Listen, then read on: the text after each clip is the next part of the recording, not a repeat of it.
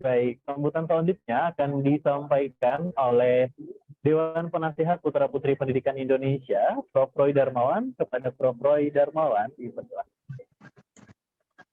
Kang Bio yang inspiratif, Ketua dan Founder Putra-Putri Pendidikan Indonesia, keynote speaker Kang Wahyu, Kang Riyadi Sentono, adik-adik sekalian, Putra-Putri Pendidikan Indonesia yang kami banggakan. Assalamualaikum warahmatullahi wabarakatuh. Salam pendidikan nasional, salam sejahtera, salam literasi. Selamat pagi, Om Swastiastu, Namo Buddhaya, dan salam kebajikan. Saudara-saudara sekalian, kita yakin semua bahwa literasi merupakan hal yang tentu sangat penting dalam kehidupan manusia. Tanpa literasi, kita tidak bisa membaca, menulis, dan memahami informasi yang ada di sekitar kita. Oleh karena itu, sangat penting bagi kita untuk membangun budaya literasi yang kuat, terutama bagi generasi muda. Hal ini dicontohkan oleh founder Putra-Putri Pendidikan Indonesia, Kang Febi Oktora, yang senantiasa mengajak kita semua untuk kuat di dalam literasi dan fokus pada visi pendidikan. Saudara sekalian, berbicara pendidikan juga berbicara tentang pendidikan nilai dan nilai pendidikan. Bahwa pendidikan adalah proses belajar sepanjang hayat, sejak dalam kandungan hingga saat terakhir untuk bisa belajar. Dan kita sebagai generasi muda, penerus bangsa yang perlu siap menghadapi berbagai tantangan di masa depan, salah satu hal yang perlu dimiliki oleh generasi muda adalah kemampuan literasi yang tidak hanya baik tetapi excellent untuk bisa bersaing di era global dan untuk menyongsong masa depan.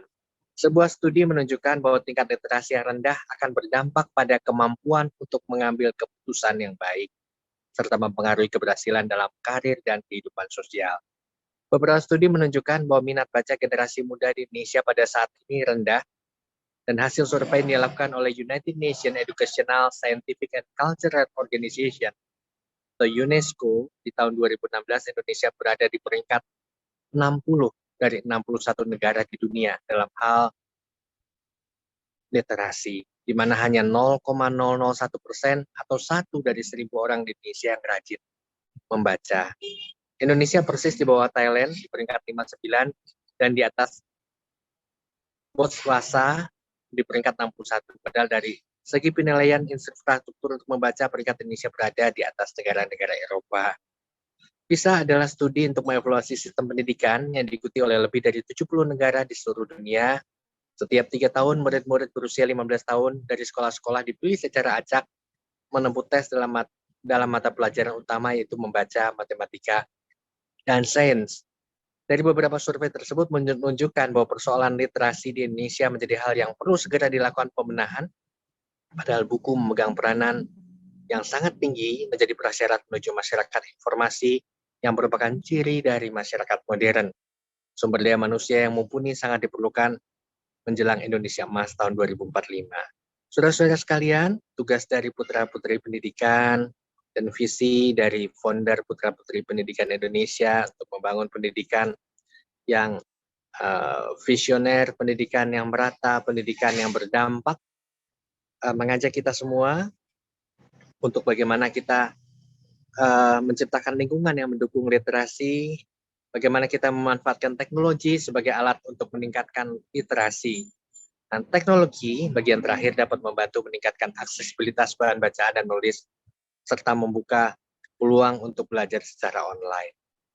Bunda Juju Julahya Sukma yang kami hormati, Dewan Pembina Putra-Putri Pendidikan Indonesia dan saudara-saudara sekalian, Pembina Putra-Putri Pendidikan Indonesia dan pelaku pendidikan dan pelaku sosialisasi pendidikan nasional, pemerintah dan institusi pendidikan harus memanfaatkan teknologi untuk menciptakan bahan bacaan digital yang mudah diakses dan memfasilitasi kelas online untuk memperkuat keterampilan literasi.